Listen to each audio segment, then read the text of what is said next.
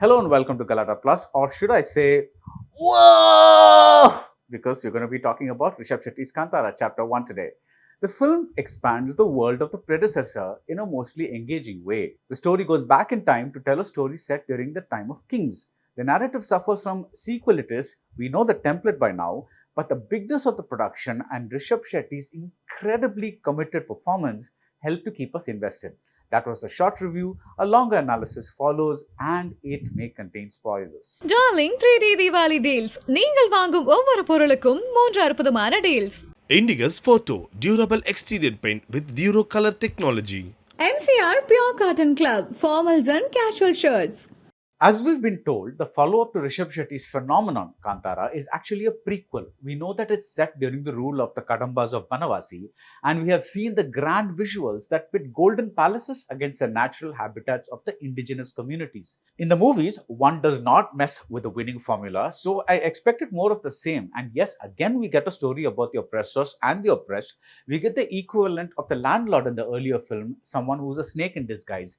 We get Rishab Shetty's magnificent acts of possession, where a god takes hold of him and turns him into an avenger, a fearsome avenger. So yes, the narrative suffers from sequelitis. The first time many of us saw Rishab Shetty perform a kola, the first time we heard that ear-shattering cry from a tribal, that firstness, that freshness is missing. But if the template is fixed, the story still gives Rishab and his collaborators plenty to chew on. It took me a while to realize this. At first, I was fidgeting in my seat during the long setup, but after a while, it becomes clear that Chapter 1 is a denser narrative. The first film laid out its players very early on so that we easily followed the story. There was the unruly protagonist, there was the forest officer, there was the moneyed villain, and there was the issue of who owns the forests, the tribes who live there, or the descendants of the kings who gave them that land in the first place. In this prequel, the premise is not as clear-cut. Within the template, Rishabh and his writers do something lovely. They show how a tribe that has had zero contact with the outside world begins to learn about agriculture and trading, and by extension, how they are being exploited by this outside world. They see, for instance, how people are enslaved. They see how produce from their forests, their homes, are making outsiders rich. In a way, this is a story about the loss of innocence. The Rishab Shetty character is named Burme, and his wide-eyed wonder upon seeing civilization soon turns into anger when he understands the foundations on which this civilization is built.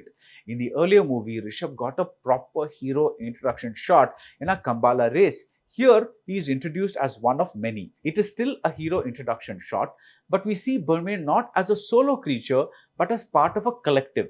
In a way, you could say that this Kantara is like Lagan, where a bunch of villagers took up the challenge of defeating a more powerful group of people by learning how to play their game. Burme learns how to trade and how to get things for his tribe, and he rebels against the idea that the royal family has to give him permission to do this trade. Chapter 1 is more ambitious and also more unwieldy in the sense that there's always too much going on. The crux is about a place in the forest which, as legend goes, Parvati created so that Shiva could perform his penance in peace. There are times I wished Rishabh and co had stuck to this core instead of cramming a mini-series worth of material into a single overlong movie. Also, the effort to make this a bigger production results in action set pieces that are Hollywood-sized, but these are also a tad generic. The kola stretches and the forest fights are the only action blocks that this movie needs. And the kola with a twist at the end is a superb invention.